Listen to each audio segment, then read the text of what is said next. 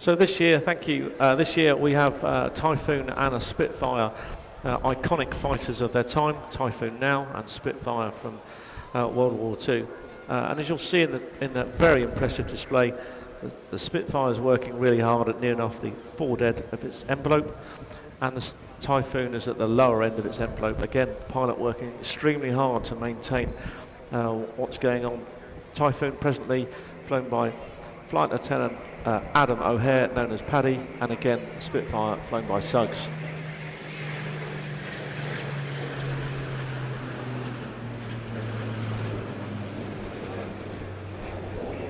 And there we have it, ladies and gentlemen, the old and the new. Still doing in many ways the same job, looking over the horizon, looking for the enemy, spotting it, but oh my word, hasn't life changed a little bit? There with a phenomenal split in generations, and then a truly remarkable and special sight for us here. Third day of Eastbourne, the return of Airborne 22 is so successful and a marvellous day. These guys working really, really hard here, and one I suspect concerned more about his stall, the other one going as flat out as he can to keep the profile going. But the spirit of the fighter boys very much embodied over the last 80 years in this very, very unique formation.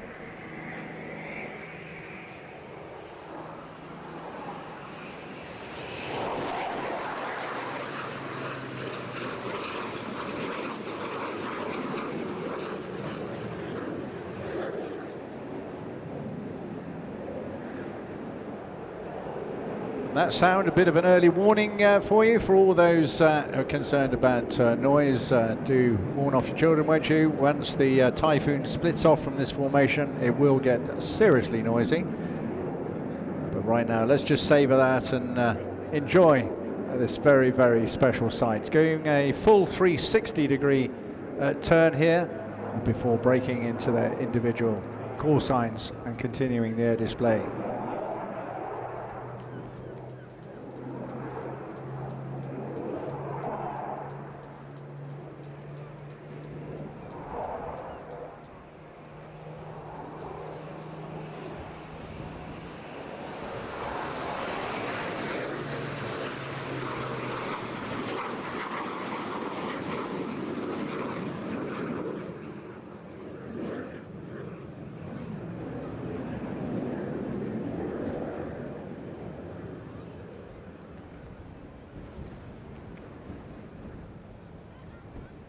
I think a good photo opportunity coming up next, Nigel. That is correct. The Spitfire and Typhoon will come head on to you and then do a cross split, which is a fantastic opportunity. Ladies and gentlemen, stand by.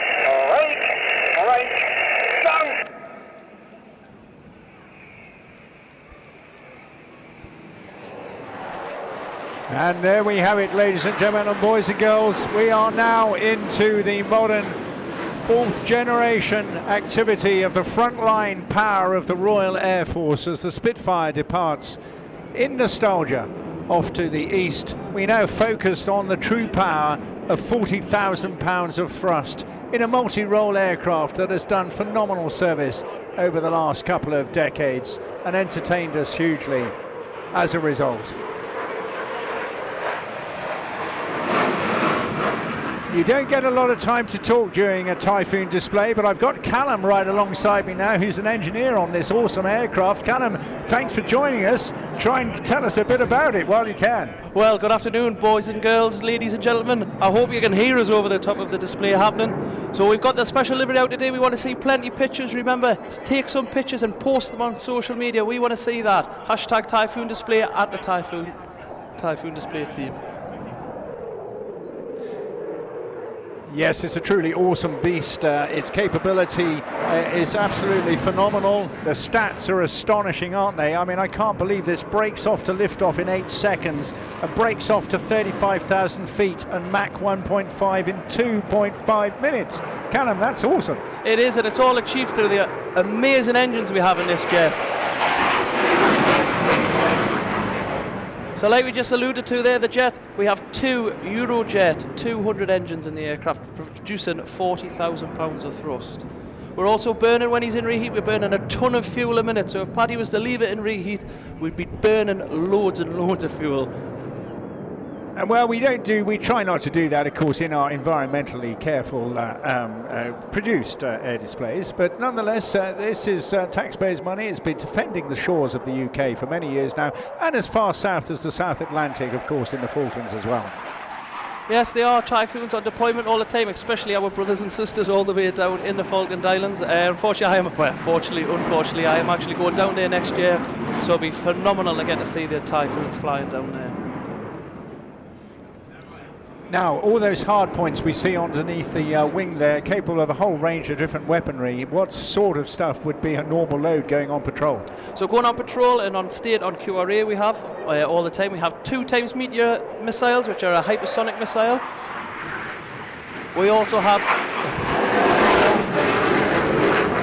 Oh, and splitting there, splitting against himself with negative G. I mean, really, really tricky and hard flying. It is. Paddy is obviously working very, very hard inside the aircraft. He's not only working the aircraft and the airframe itself, but also working himself very hard to keep himself conscious as he's flying along. And he's not just doing that alone, the aircraft is helping him with his anti-G pants, inflating, squeezing his legs and keeping the blood inside his head and not letting it go to his feet. Now, we were talking about G suppression, and of course you can go and see this on your stand, is that right? Yeah, that's correct. We do have a set of G trousers if you would like to see them. But here he is pushing into a climb in negative profile, which means that actually those G pants don't help him very much at all, because it's pretty much impossible to do much about that. Of course, most of the suppression is geared towards positive G, and this aircraft can pull up to 9 times your body weight. Now just imagine that weight pushing down on your head right now. Very, very hard indeed.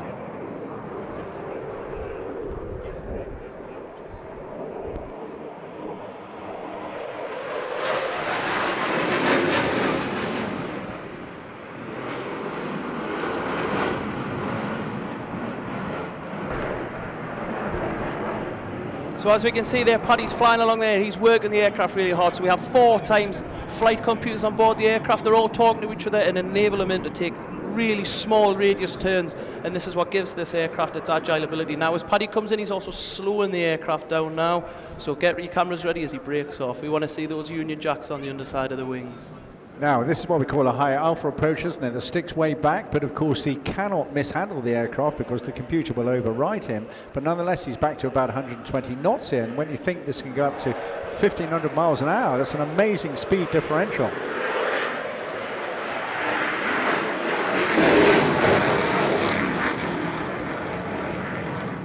It is. It's also one of my favourite manoeuvres, that, because it shows the raw power that these engines have on the aircraft, and also how complex and agile the aircraft is in its role. Yeah, very, very much so. I take my hat off to them. We're talking the sharp end, and of course, not just high-performance aircraft, but high-performance individuals, human beings as well. Yeah. You know, very alert, and not just intelligent, but also really fit. It's something you have to keep fit for. Yes, it is, and it's not just physically fit that Paddy has to be. He has to be mentally fit. He's got so much information in the cockpit being thrown at him, such as his altitude, you know. He's got the terrain going off in his ears. It's telling him to pull up, but he's got to ignore it and concentrate, almost get past that, and almost a superhuman-like state to be able to fly the aircraft. Oh, my word. That is quite something. But don't let that put you off. Anybody can apply. You never know what capability you've got.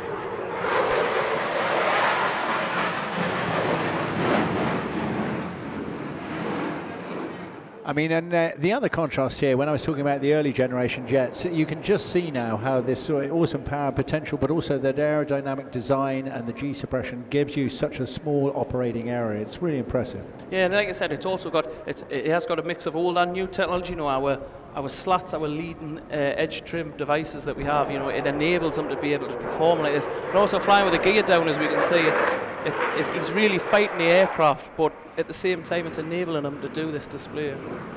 Absolutely terrific stuff indeed. Don't forget, I'm sure Callum will remind you, do go to the RAF Village at the end, do take your children up there as well and have a chat to all the military staff there and just find out what they've been doing on their various operational deployments. It's a really amazing career. This time I think we're looking at maybe a high-speed pass. Let's check it out. He's using that extra bit of energy in the descent there, putting the throttles forward.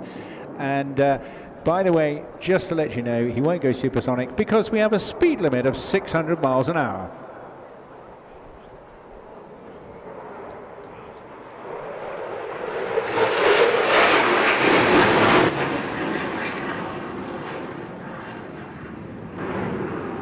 I love seeing the condensed water vapor coming off the wings and the tailplane there. Sometimes I know you say it pushes out a little bit of fuel vapor. It does, yes, because we pressurise the fuel tanks aboard the aircraft. We use bleed air from the engines to pressurise the fuel tanks. Sometimes it goes down the pressure line, into the vent line, into the fin, and actually blows the fuel out the fin. So it's not a smoke pod. He's not turning it on and off. It's just fuel. But it's all vaporised, isn't it? Oh, it's all vaporised. I just wanted to reassure everybody there's no fuel actually going anywhere. It is all vaporized and actually disappears completely into the atmosphere.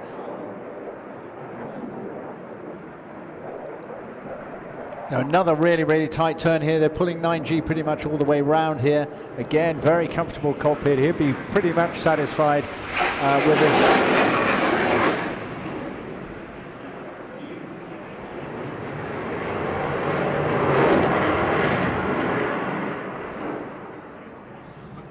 And a magnificent colour scheme as well. This is the only one on the fleet? Yeah, it is. So we actually inherited this aircraft from 9 Squadron up in Lossiemouth, and it came in black. And we stripped all the squadron markings off, and we also painted it in this Union Jack scheme, and it is really, really vibrant against a blue sky. Yes, yeah, terrific job.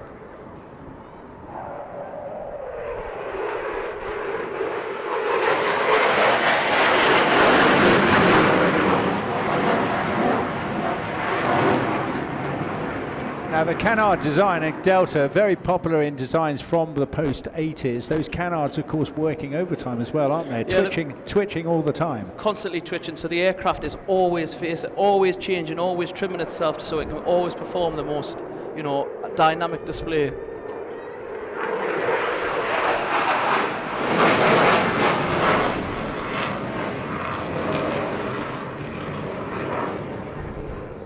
And they're just sadly having to top out a little bit earlier than I'm sure that Paddy